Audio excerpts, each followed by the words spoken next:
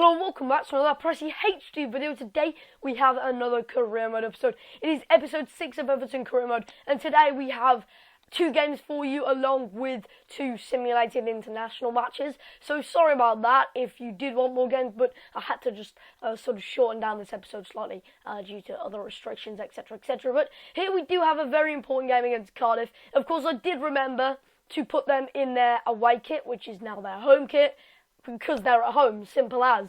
I mean, it didn't take long for us to really put an impact on this game, as, well, Samuel Says deployed a lethal shot into the corner, and, well, they're pretty decent side, Cardiff. They're not awful, they can do a job to an extent, but they don't really have the clinical finishers or the defensive work to stop the likes of Strootman, who, well, what a ball over that was, and that ball was played in, and it was confirmed as it just reached over the line. Strootman with a beautiful pass, though. Look at the vision to pick out that run from Samuel Says, not followed very well by Fabio, the former Man United left-back, and it manages to roll in across the line. Says he's already on a hat-trick, and, well, he almost pretty much certified a hat-trick as the keeper parried it into an awkward position. It is cleared away eventually in the most unusualist way I've ever even seen. What the hell was that? Either way, Strootman is on the corner kick. He taps it towards Says, the striker, onto goals, and well,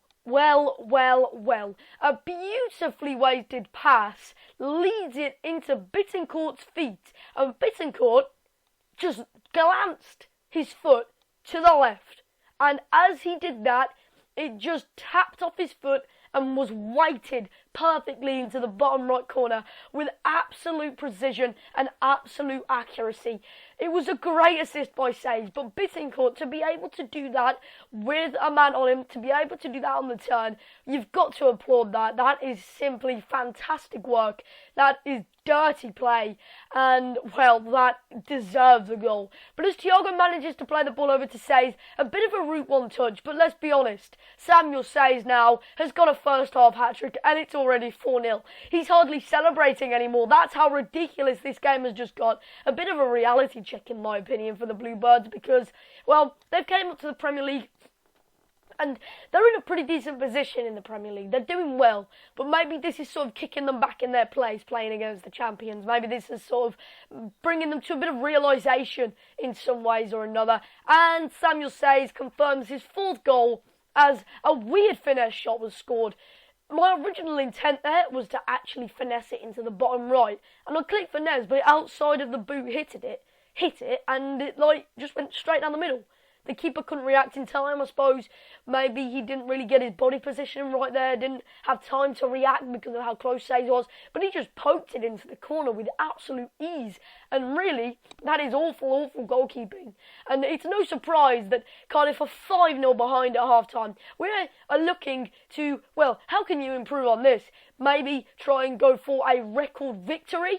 Well, yeah, I suppose so. But, I mean, as well, I suppose the clean sheet was there to hold. Unfortunately, we couldn't do that as Cardiff get, well, I can't really say much more pride, but maybe don't lose quite as much dignity. Still a hell load of dignity, but not quite as much as they originally intended to, because, well, they are now at 5-1, and the chances to crawl back in the game, it's over and out once Lukaku certified victory. He smashes it in, and, well, calm and collective finish by him as he cut back inside, managed to burst past the defender, and that little burst of pace, that little burst of energy meant that he managed to get in front of him, and his body was just simply too powerful to deny. So, that was a very, very good game. I mean, a bit of a crappy second half, if I'm going to speak the absolute truth, but you know, that happens. We've got the big one now, though. I decided to just simulate it, as we do always with Brazil, and it's against Argentina. It'd be great to win this one.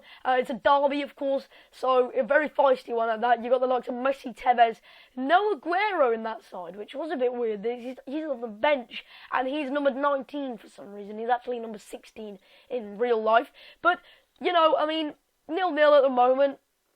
It's important to win these type of games, not only because it's a derby, but because Argentina and Brazil are debatably up there with the best South American teams. So that victory from Rafael, great goal by him, of course meant that we pretty much stepped towards the top of the table. Argentina dropped into third, so that was very, very important, not only for pride of the country, or pride of the continent rather, but for pride of the simple league positioning. And that is exactly what we wanted to confirm here, as Oscar managed to get his name on the score sheet. And well, Danilo was chalked into the book. He got a yellow card in this game. Argentina elsewhere took the lead, and well, we extended our lead, or double it if you like, to 2-0, as Hulk managed to deploy a shot into the corner on the 60th minute. So overall, a pretty routine game, if I may say so myself. It was very, very simple against it wasn't Bolivia, it was Ecuador, that's it. And they couldn't really handle our quality in the Brazilian side. But now we've got a great game here coming up against Manchester City. They are pretty much awful at the moment. They are not far off the top four. Hull City fourth, which is not surprising considering they've got Jakubovic in goal, who is OP as hell.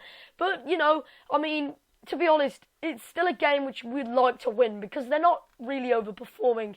They're underperforming to a massive extent, and I'm surprised that Manuel Pellegrini hasn't been sacked yet, to be honest, because the 2 seasons that we've finished with with Everton so far, they haven't really performed very well. They've managed to grab 3rd, 4th place, but nothing too special, to be absolutely honest.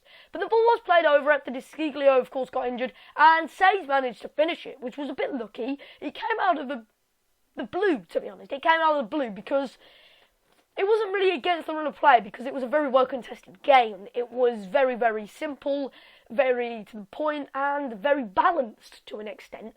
But Desciglio does limp off injured eventually, and you will see here that despite trying to return to the pitch, he was still injured, and I just couldn't risk him. You know what I mean? So after Man City missed a vital chance, I had to bring the right back off, and in the end I brought Eric Dier on, who, of course, can play right back, as you see there, and he's very, very good in right back because he's not exactly the slowest of centre backs. A massive lumped up through ball though put Says in behind, and well, Samuel Says, I don't know what it is, but in the past 3 games he has absolutely rampaged through defences and rummaged them right open, and you've got to applaud that massive long through ball to pick out Samuel Says in such a way. But look at this guy, he's got so much skill, so much power, which means look at that shot. I put the bar to about 3 bars of power there. That was how big the shot was, that's how powerful it was. Yet he managed to keep it down, which is just simply fantastic. And you can really see how much it means to him out there. 3-0 against City at half-time. We're almost doing as well as we were against Cardiff. And for some reason, City in this game weren't turning up, were they? But they did manage to maybe restore a little bit of life, a little bit of hope, as Howard absolutely fumbles it. I think it was actually hitting the post or going wide, which was the weird thing. And then Howard just decided to tap it into his own net. Nothing of my faulting. I would have liked to keep a clean sheet this game, again, because we have recently, in the past 3 games, scored loads, but maybe conceded 1 or 2 more than usual, which, you know, it's valid, isn't it? Let's be honest, we beat Cardiff 6-1, you can't really moan at that. But at the end of the day, what can I do about this? Seriously, what am I meant to do? At the end of the day, I'm not in control of the keeper there. I have to depend on Howard to do something good, and that certainly was not what I was looking for from him. The left-back Gael Clichy manages to get his first goal. Lukaku bursts forward, and here he manages to beat Nastasic for pace, for power, and for energy, and slots it home, because it is so easy this year to take it round the keeper offline. It is just so easy to round the keeper, because they are just so slow. They are so unresponsive. And what was all this next-gen keeper? Because, well, the Howard situation was a perfect example of how this really is not next-generation keeper. But, I mean, to be honest, it's been a great, great game. And there, of course, you could see that we do manage to win the game 5-1 in the end. And that pretty much ends the victory. So, I did thank you for watching. If you did enjoy, make sure you smash that like button. I will see you next time with another career mode episode. And just to end off, if you've stayed here, make sure you put in the comments below, #change career mode. And I will see you next time.